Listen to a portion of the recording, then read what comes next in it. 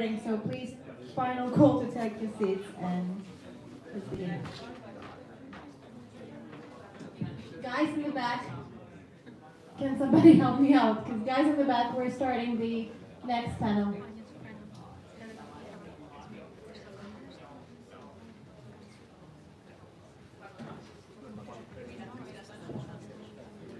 Hi there. Hey. I'm actually, this is incredibly cool because with Casper we've met already last year, so I know quite a bit about what your Finnish friends do. However, with you guys, we're kind of meeting right now on a panel. I know you vicariously through the work that you guys are doing and through the Casper's introduction. But you sent me such an incredibly dense email before I invited you with a huge list of all of the contributions and all of the humanitarian support that you've been doing.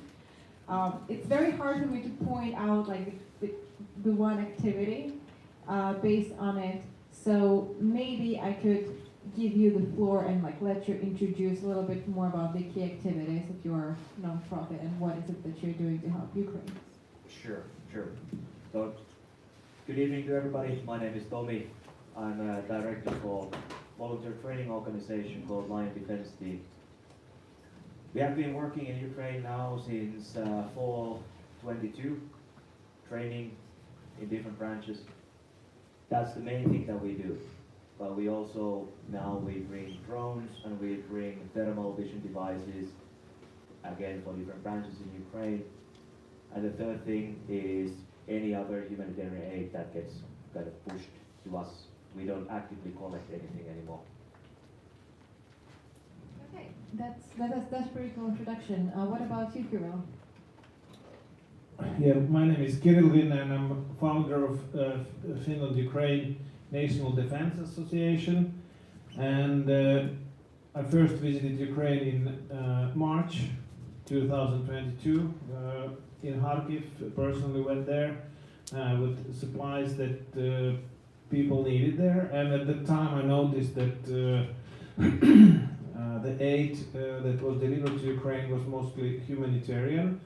And there were a lot of people who got the gun from the government, but nothing else. And they were wearing their normal civil clothes, and they didn't have camera suits, didn't have bulletproof vests, didn't have optics, didn't have anything, even shoes. And this is what we specialized in from the beginning of the war, supporting fighters of Ukraine, mostly in Kharkiv region. And after that, when Finnish volunteers start to go to Ukraine, so we also help them. And we bring wounded soldiers from Ukraine. Summer 22, 12 Kraken special unit soldiers were brought by us to Finland to get healed. And we also helped to bring Finnish soldiers wounded and also killed in action in Ukraine. So this is actually what our association does. That's really impressive. I've been thinking about what kind of question I should ask because I didn't want to be, too insensitive in a way. But what we've noticed is that there's few sort of players in this humanitarian sort of help and support associations. You guys definitely being one of the key players here. I noticed there's a lot of overlap in your activity, right? I know that your Finnish friends, you guys have been bringing a lot of humanitarian help to Ukraine. Zero Line does that too. You guys do that as well. Maybe it's a bit of a trick question. How do you divide it? In a way, is there some sort of let's sit and specialize, or you just do whatever comes your way? What's your way of dividing it and maybe collaborating? We do collaborate on many things among the organizations, but for example, as I mentioned that we are not anymore actively collecting humanitarian aid, is because there are other organizations that specialize in that, and our focus is on the training. So to us, that's again extra activities, extra work. We are doing this on our spare time, so there's not that much time available. So in that way, we are kind of specializing. So you're specializing in training activities, that would be a specialty. Yes. And Military training, that what he does. And actually all three of us, our organizations, we work mostly to help Ukraine to win the war. Mhm. We help to train the people, we bring the materials that soldiers need. Yes. Because the problem is that I think 99% of the aid is humanitarian that is collected, and there are a lot of stuff that in the beginning of the war, I saw personally what kind of shit people put in these trucks. Yeah, actually all the old clothes, some toilet paper that is much cheaper to buy locally from the local manufacturers. They spend thousands of euros to bring this toilet paper to Ukraine, and there was no problem with that. And if they would need to help, it would be easier to buy it locally and much faster. And this is the problem that I noticed, and therefore started to help the soldiers, because they really needed a lot of stuff they didn't have, and this is like our focus.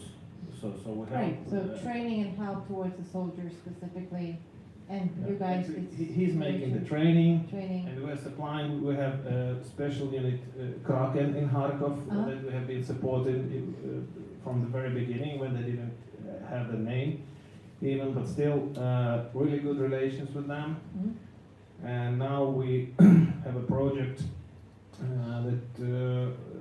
that some finished products, Okay. military stuff that will be tested by that unit and also some others, and we're working on that. That's really program, impressive. yeah. But Kiri, tell about you had the plan about this, like physical rehabilitation in Ukraine, like the cooperation with this one. Yeah. Yeah, the problem also that we faced is that rehabilitation, when we brought wounded soldiers from Ukraine to Finland, all the ones... About Finnish volunteers, to be exact, or Ukrainian soldiers? Ukrainian soldiers. Okay. Yeah. So the rehabilitation, but you also mentioned some problems with Migri, and we also face these kind of problems. Migri has a special place in our hearts, but Yeah. not for a good reason. Actually, the place is a little bit below the heart, but whatever. What we found out that the people who need surgery and who are taken to the hospitals, they were treated really well. Okay.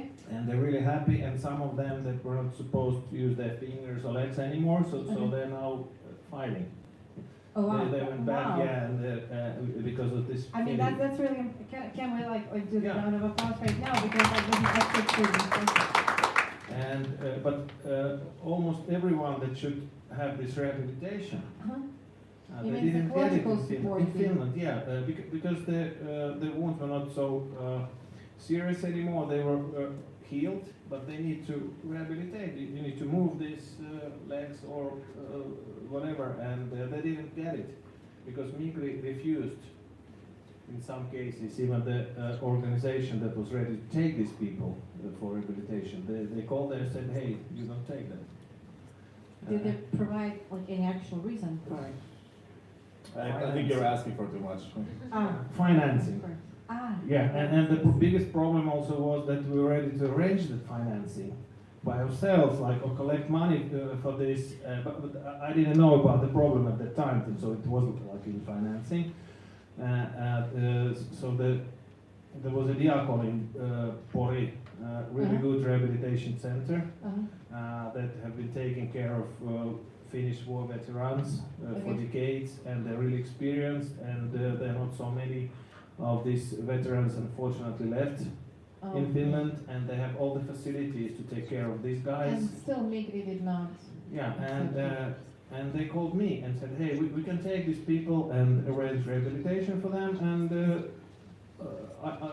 the director said that they also have some money for this. And when I wrote Migre about this solution, they called back and said that no. And the rehabilitation, what we found out, because in Finland it is a problem, so we now start to work in Ukraine because there are a lack of rehabilitation centers there. And there is one near Kharkiv in Russia where we have taken a lot of medical supplies and equipment, and we have a really big project trying to get these Finnish rehabilitation centers with the experience to work together with Ukrainian ones, because in Ukraine there wasn't enough rehabilitation centers even before the war. But now when we have the war and tens and hundreds of thousands of people The who need system it. is incredibly overloaded. I agree with you, and it's incredible that, and it's really a shame that it didn't actually work out. I agree with the funding part, because everywhere where we look at, from every NGO perspective to like different projects, there is less and less and less funding being allocated to the cause. Fun fact, because Finland is a village, I was at the event yesterday, and apparently I met a friend whom we have in common with Casper, and I know that he's been very helpful towards you guys to raise the funding. From your perspective, from your NGO, because I know you delivered shit tons of humanitarian help to Ukraine, like what is the trend in terms of like financing? What kind of things people are willing to support? What kind of things people are kind of like not supporting anymore? What have you seen so far? Because it's been almost 2 years, so. So we have fundraised, okay, if we add like the fundraised and then what we get from the sales of our merchandise products, which is like only like 1% maybe of the whole sum, we got like 360,000 euros in total. That's like only the money that has gone through the bank account, so like not donated cars or gas masks or anything. That is maybe then like, you know, everything, maybe like between 100,000, and so depends on, you can always like rate this in different ways. But we noticed like last year when it was so rare that Finnish volunteer fighters got injured, that when the news broke about it in March last year, we got like in 4 days 55,000 euros.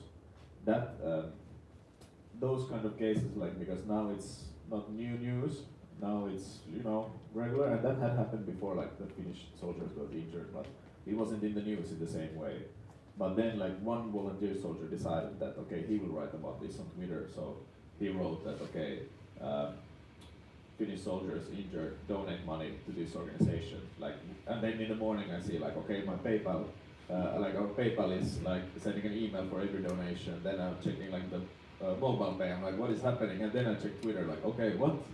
Like, and then I, you know, checked all the messages and like tried to calm down the situation and so. And then all the journalists start calling. I'm like, wait, I first have to talk like to Ukraine, what is happening, and then, you know, we calmed the situation, decided what we will say to the media, and so like we didn't go like on a free run and like say what I want to say, but like together with the soldiers that got injured, and nobody died, thank God. But that kind of news I don't think will come again, unless like there's like a, you know, and I mean like that kind of news won't be new again. So I think that because that somehow got every Finnish person think like, okay, like our boys, they're in danger. We need to get them supplies. I will donate like my share to this cause. So I think if we want to gain those numbers again, somehow that an organization has to be involved in something big, something new, something in the momentum of the action has to happen again. And it's really hard to say what that could be, because otherwise it would have already happened. Yeah. So I don't know, maybe if there is a Finnish volunteer that shot the right missile into the Kerch Bridge and it broke down, I think maybe something like that, or like somebody shot Putin, but you can always wish. But I don't think like Thank something God like that. these things are not recorded. We recorded the previous one. Yeah. I learned my lesson. I think Kirill has his It's like Instagram everything that live. happens here kind of stays. Yeah.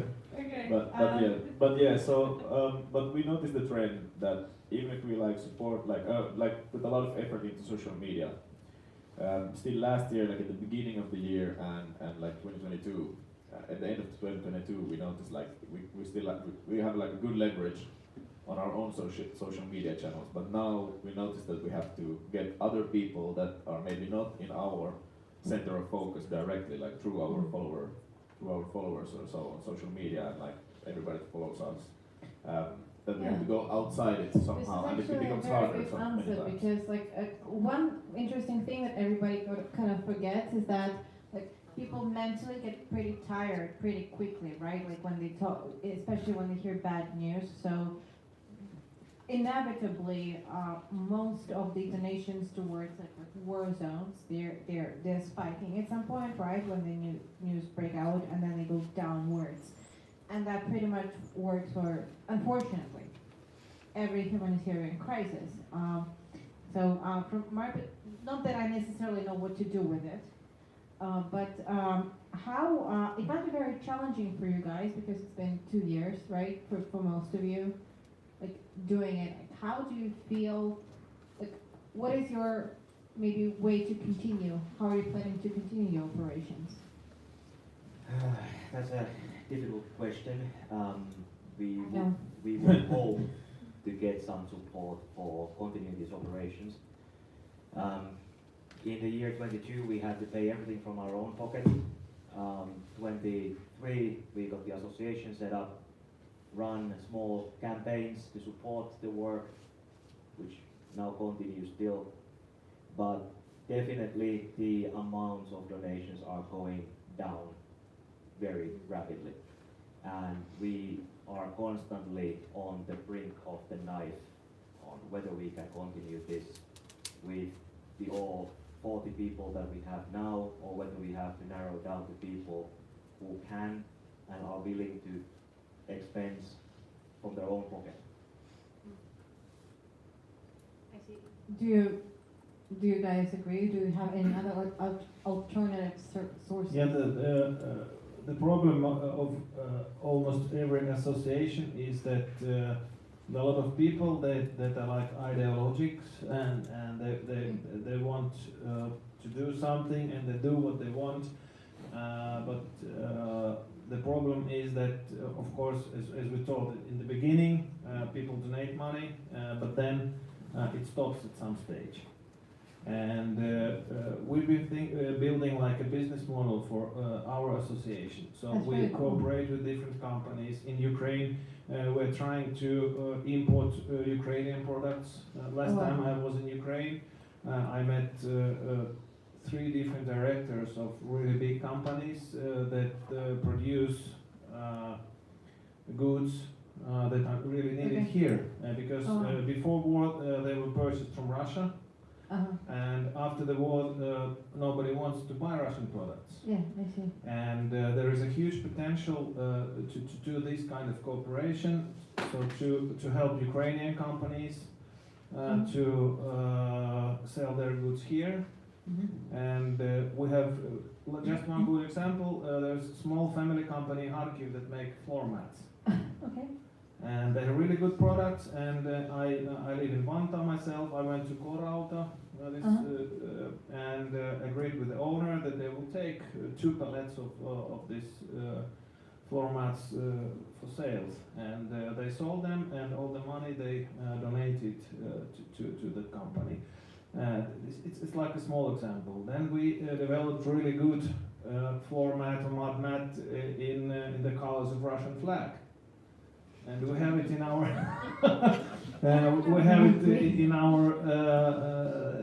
in our internet shop, web store, and we have received some orders for that. It's really cool. It is really cool. Yeah, and the funny story about it. So when we made the first one, I wanted to present it to Konstantin Nemichev. He's one of commanders of Kraken unit. And then we went to the secret headquarters, and we have like this huge Russian flag carrying it, and people are looking at, what the fuck are you doing? Yeah, okay, I see your point. Like, it might have been misinterpreted. Yeah, but and also in Finland there are a lot of products that are needed in Ukraine. And we have now like preliminary agreements with several companies that supply their goods for testing in Ukraine. There is one company, CBT, magazine loader, that allows soldiers to load the magazine in like 2 or 3 seconds. Okay. And it's really important, especially during the winter time when it's cold and you try to load by hands. It takes like maybe even several minutes. I know nothing about it, so like. Yeah, but still, this is like military stuff. Okay. And they have been testing it and proved that it's like a good product. And we give to every Finnish volunteers certain amount of these loaders and also to special forces in Kharkiv and other regions. And we have also. Later we will officially announce the much bigger projects with other Finnish companies. That's really cool, you know, we should call you. This is what we're doing because you cannot rely on donations. Yeah, that's absolutely true, and this is something that we ourselves as an NGO have learned very fast, is that that's not really the case.